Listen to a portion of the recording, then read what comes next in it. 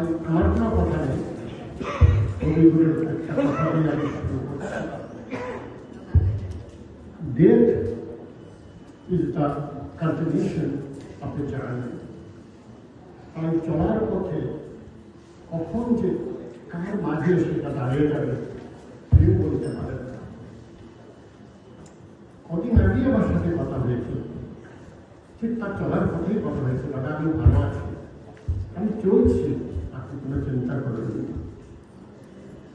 আমি ডাক্তারের কাছে এসেছি, আপনাকে আমি ফোন করছি, কিছুক্ষণ পর সে ফোন আর আসেনি। যা হোক, আমি বেশি কথা বাড়াবো না, চলে গেছেন পৃথিবী থেকে। অনেক অনেক স্মৃতি বাংলাদেশে সোমা এবং আমার মধ্যে সুভ্রাস সাহা একই বিদ্যাপীঠ থেকে ওরা গ্রাজুয়েশন করেছে। সোমাকে চিনতাম, কিন্তু ওকে তার সাথে আমার কখনো দেখা হয়নি। কিন্তু যখন এখানে আসলো, এখানে যেদিন পা রেখেছে আমি রিসিভ করেছিলাম এয়ারপোর্টে, তাই সেদিন থেকে তাকে দেখেছি, চিনেছি, কারণ ওরা আমাদের বাসাতেই ছিল 3 মাস। খুব কাছ থেকে তাকে দেখেছি, এত ভালো মানুষ, এত হাসি মুখ, এত বিনয়ের সাথে কথা, বিশেষ করে আমাকে একটু শ্রদ্ধা উনি করতেন, সেটা ভাষায় প্রকাশ করা যাবে না।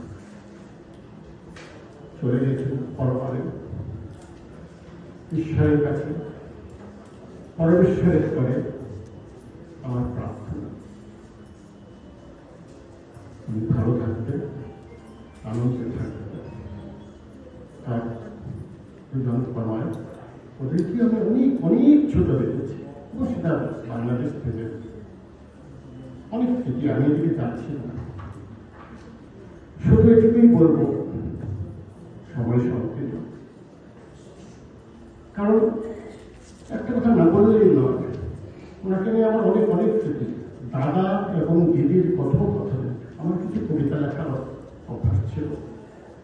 দাদাকে নিয়েই আমি কবিতা লিখেছি, সে দাদা চলে গেছে, দিদি এখনো আছে। দিদির আমি অনেক অনেক সুন্দর সুখী জীবন কামনা করি। দিদি আমাদের পাশে এখানে বসে আছে, কিন্তু এই যে দাদা এইভাবে চলে যাবেন